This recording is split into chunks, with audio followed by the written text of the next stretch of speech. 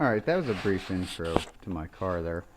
We're going to talk about tools real quick and just go through that.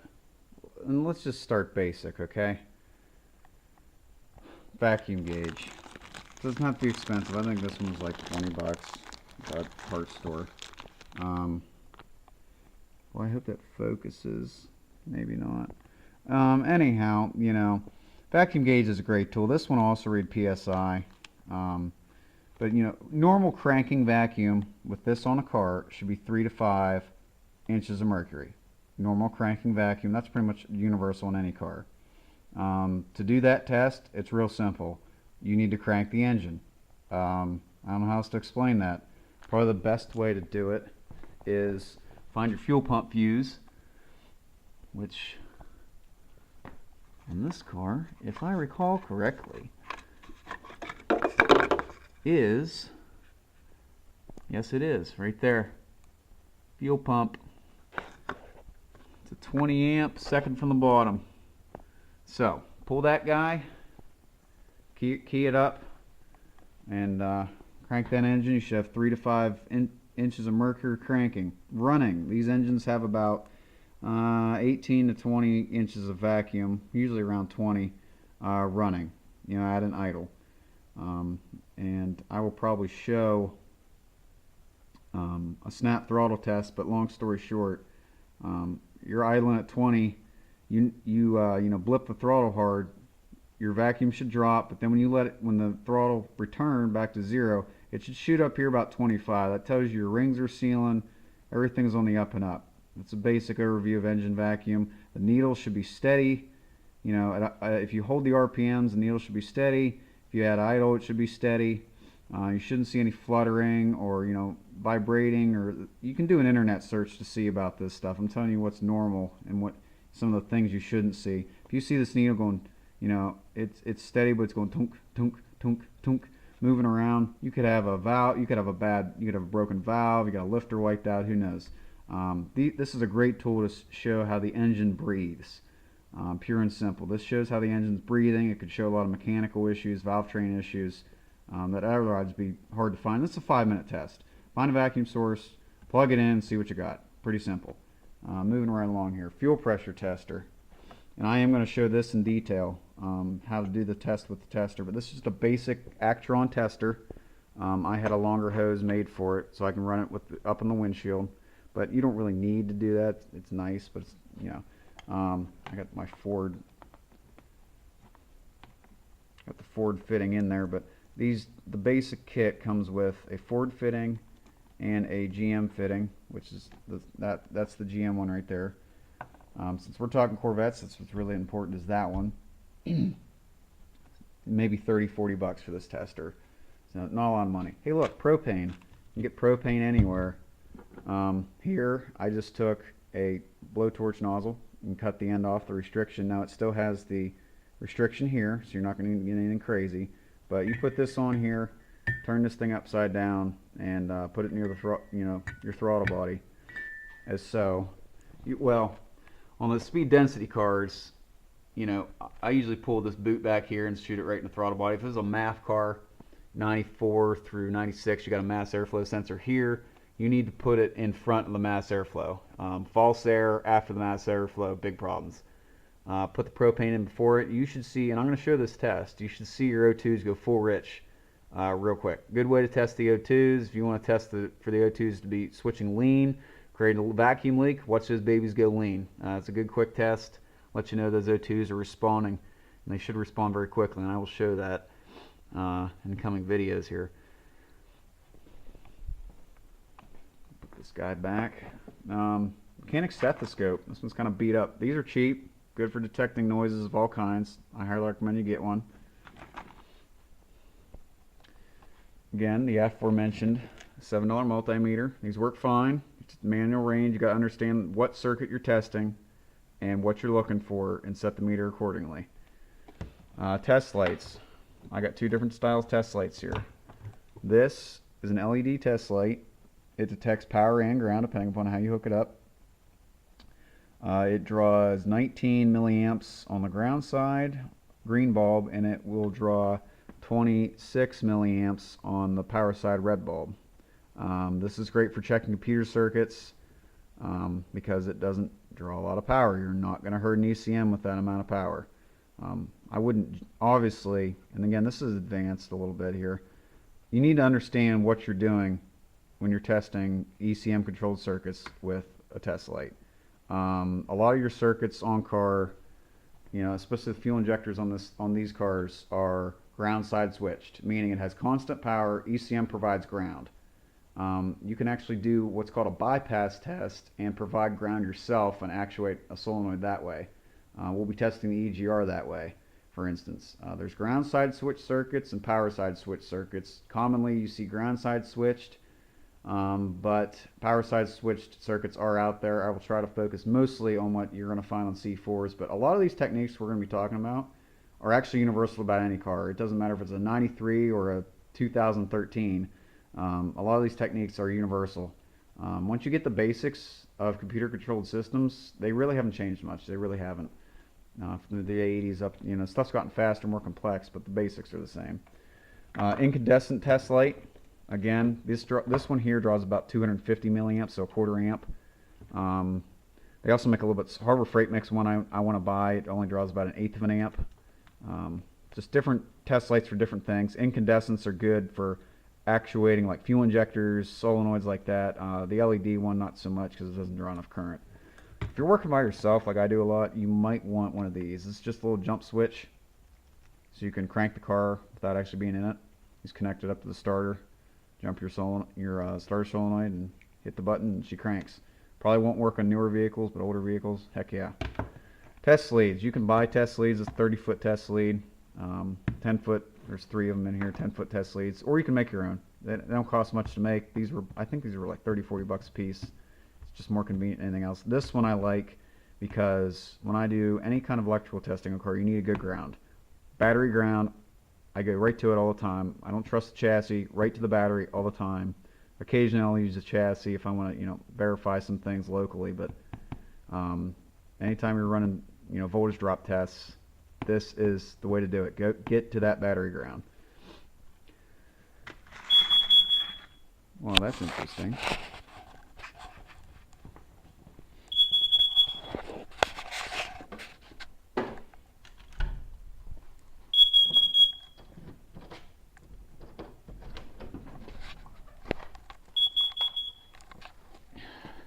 That thing is way too sensitive. And that's going to be annoying.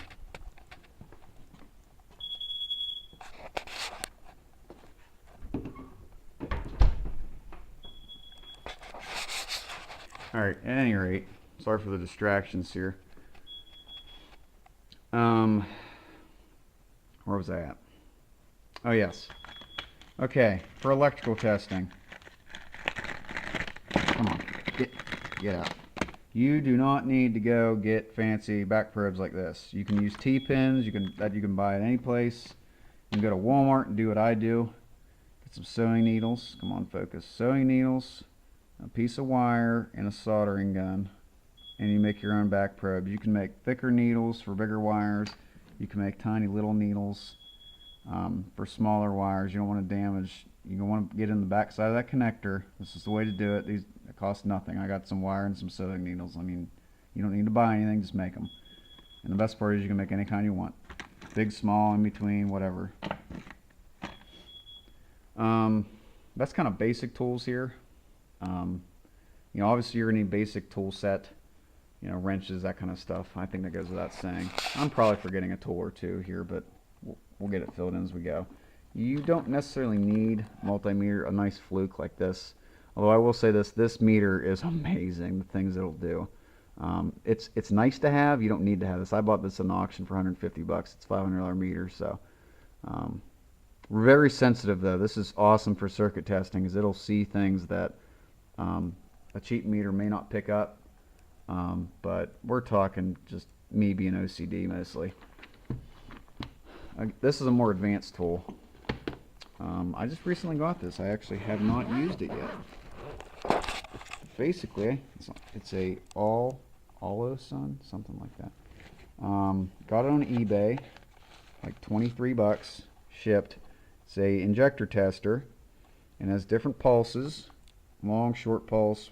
There's 4 different modes. Don't you ever use continuous, and I'll show you how to use this guy. Hooks to your injectors. This is how you flow test. You use this guy and this guy together to do your flow testing, and you can tell if your injectors are all flowing the same or not. You're not going to get a number, but you'll be able to see the fuel pressure drop. Are they all equal or are they not equal? By the way, quick spec on that: no more than 1.5 pounds difference between all your injectors. If you got one that flows, too much or too little compared to the others, it's bad. You got it clogged, electrically messed up, whatever. 23 bucks eBay. Nice little tool. I'm gonna probably have a dedicated video showing how to use this guy. Should work good. The reviews on it are pretty good. Okay, hopefully my battery lasts here. This is an OTC Nemesis scan tool. I bought it a few years ago on eBay. Upgraded it to 2013 stuff. It'll do anything OBD1 from the GM 80s the whole way up through 2013. Good tool. I'll be showing you, some of the stuff you can do with this. Believe me, I completely understand how everybody's going to have this, and that's fine. That's fine. I'm going to show you an alternative method of how to get some ECM data without using a scan tool like this. But once I show you this, how to do that, you're going to want one of these because it's pain. So that's that. This tool's, I'm going to show this. This will be its own dedicated video. For about 400 bucks for this on eBay. Not too bad considering what to do. It'll do ABS code. It'll read every single module on this car. ABS, airbag, ECM, everything. It'll read it and give you data. Very handy tool. Works on my 2010 Miata. Works on my, well, it doesn't work on my 91 Nissan truck because it's older and dirt, but it works on just about anything you can really put it on. And last but certainly not least is this wonderful little guy. That's upside down. Sold by aeswave.com. Great website, a lot of really neat tools there. Pretty much dedicated to the automotive technician. But if you're an advanced do-it-yourselfer, there are some out there. I found on YouTube, so you might want to check this site out. This is a single channel. By the way, this whole kit's their master kit. 400 bucks, best 400 bucks ever spent. It's a single channel oscilloscope. This is your secondary ignition kit here. You got a paddle probe and a clamp here. Where's it at? Here it is. It goes around spark plug wires. You can see your secondary waveforms on your ignition system. I can tell if your engine's running lean by looking at the spark line. I mean, you can test the entire ignition system just by looking at this if you get used to it. You can do voltage checks with this kit, amperage, current ramping, alternator ripple, you name it. It's an amazing little tool. Let's try to pull this out here. Very small. I mean, I don't have big hands, but you can see how small this thing is.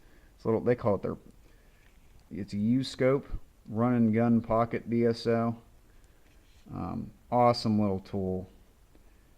I don't think it's going to focus, but you got a lab scope, primary ignition, voltage, primary ignition, current, secondary ignition, AC filter, auto setup. You name it, I've pretty much done it with this tool. Works really good. Really impressed with it. It's not a pico scope, but if you want to be a really advanced do-it-yourselfer and you want to spend 400 bucks, this is the tool to get. This thing's freaking BA. Stuff that you're guessing with traditional methods. This thing, got a misfire, not sure what's going on. This thing right here, I can throw this in an OptiSpark, tell you if you got power, ground, and if you got your high current ref current and your low ref low ref voltage, high ref voltage in a matter of minutes. That 10-minute test, I can tell you if that OptiSpark's working right. No messing around, no guessing, just done. Waveform looks good, done. Same thing with your ignition system. We can check our ignition system with a spark. That's what I forgot to get out, spark tester. We can check it with a spark tester, but obviously and it's not a bad test. Here you go, spark tester. One of those little guys. Works good. It's a good loaded test. If it'll jump this gap, it's a good plug, good coil. not good plug, but good wire, good coil. But again, you're not testing your plug. You have no idea what's going on inside the the cylinder. The oscilloscope can show you that, just based upon its waveform. So this is a good test, but it's not the best test. Let's just put it that way. And actually, I'll probably, if I can set it up, I'll probably show you how to check spark with a test light. It works really good. You gotta be careful you don't shock yourself, but 50,000 volts never killed anybody unless you got a pacemaker. And if you got a pacemaker, you might want to worry about not shocking yourself, obviously. So that's just a quick rundown. Some of the stuff ranges from expensive to inexpensive. Some of the first things I went over is what you really need to focus on. Having some basics. Probably the biggest basic of all. I'm going to turn this around and face me. The biggest basic of all is your brain. You got to think logically with this stuff. You got to think almost scientific method like. And you need to have a factory service manual. I can't remember everything on this car. I've had this car about the whole thing apart at some point or another, it seems like. And not really, but you get the point. I don't know these systems 110%. I don't know. I can't remember which wire is which. Nobody can remember that on every single system, on every single car. You need good information. Information is power. I think that's what makes technician a technician. Yeah, we use tools, we use our hands and stuff, but you got to use your brain too. And you are an information technology worker, because without information on newer cars, this isn't the 60s. This isn't this 59 Corvette I have sitting here underneath a tarp. Okay? In these days, you could have a basic of knowledge and fix anything. Cars are too different today. They're too complex. They're all different. You go from a Hyundai to a 93 Corvette, and completely different systems in many cases. You may have basic fundamentals, but without some sort of information, wiring diagrams, you're flying blind. So, brain, got to have that. Engage your brain, then engage your hands. Got to have good information. If you don't have a factory service manual, you really need to get one. Or get Mitchell's Pro Demand or something, just on your car. There's really no getting around it. You just got to have it. I don't see how you do it without it. So that's some basic tools. I hope that helps. Hopefully. We'll get into testing stuff. I can see this being a bunch of videos, turning into a bunch of videos. Real quick though, just because it's on my mind. Scan tool, if you don't have one, this is the best test I could think of. So you want to see data? You got two options. You can test individual sensors. So for instance, you can come to your map sensor here, test your ground, check your 5-volt ref, and I'll show you how to do that. And you can check your signal on it, put a vacuum pump on it, put varying levels of vacuum on it, make sure it changes. You can test it that way, or you could buy a scan tool. Or you could have the engine running and come over here to your ECM. And all these wires in here, keep in mind, anything I can see on the scan tool is the ECM can see. So essentially, if I take this plastic cover off, back probe the ECM, read the signal wires with my multimeter, I can see the same thing on the multimeter that what I would see on the scan tool. If that seems like a pain in the ass, it's because it is. I'm not gonna lie, that's a pain. But you got to weigh the pros and cons. If you got a meter and a field service and a factory service manual and some back probes, it's going to take you a while messing around and getting find the right wire. Let's say you want to test that map sensor. You get on the map signal wire and take a reading. It's going to take you a while to do that sensor by sensor and under different operating conditions. Well, you're pretty much going to only be able to do it idle or a snap throttle or something. But you can do it that way. It's going to be a pain, but it's your choice. You get a scan tool, or you spend money to get the tool, or you spend time. It's pretty, whatever you want to do. I think it was 1320 Electronics sells a scan tool that works with your phone. It was like $90. I'm half tempted to get it, even though I don't need it, just because it's pretty cool, I think. That's an option. I think for $90, I think if you own one of these cars, you owe it yourself to go check that out.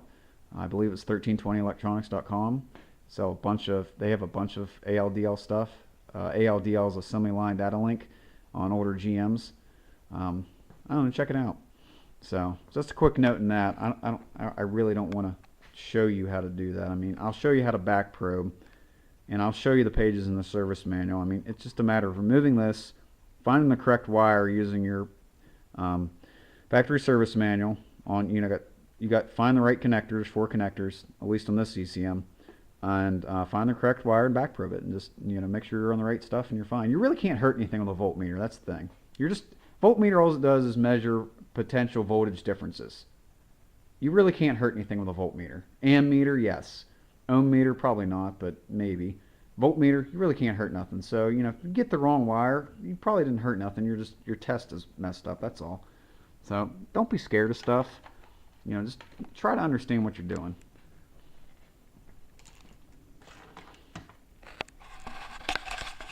Okay, with that, because I'm starting to ramble, I tend to do that. That's pretty much tools. Just some basics, diagnostic stuff. I'm not going to get into, oh, you need this screwdriver or this bolt wrench. My humble opinion is anybody can learn to turn a wrench. Anybody can learn to use tools of that nature. I think I hate to phrase it this way, but where the rubber meets the road and what separates the men from the boys is when it comes to electrical work and diagnostic work. Let's face it, C4's steering, suspension, brakes, it's pretty simple. There's nothing exotic going on here. It's pretty much standard stuff. Even interior work, taking that kind of stuff apart, there's nothing exotic here. Quite honestly, compared to newer cars, there's nothing exotic about the powertrain or anything about it. It's pretty basic. But again, not everybody knows about engine diagnostics and electrical, and because I teach high school students that stuff, they get lost on it. You get a lot of blank stares. Some of them get it, some of them don't, and that's just the way it is. It's not everybody's cup of tea. Not everybody's going to be a diagnostic specialist, and that's fine. But the more knowledge you have, you're a more knowledgeable consumer. You're a more knowledgeable do-it-yourselfer, whatever. Knowledge is power. The more you know, the better off you probably are. Although sometimes I question that. That's pretty much it. I can't think of any other tool that we need to look at. Unless you want me to go to show you the specialty C4 Dana 44 specialty tools that I have, which weren't actually that much money, but that isn't really relevant to this discussion. So with that, stay tuned.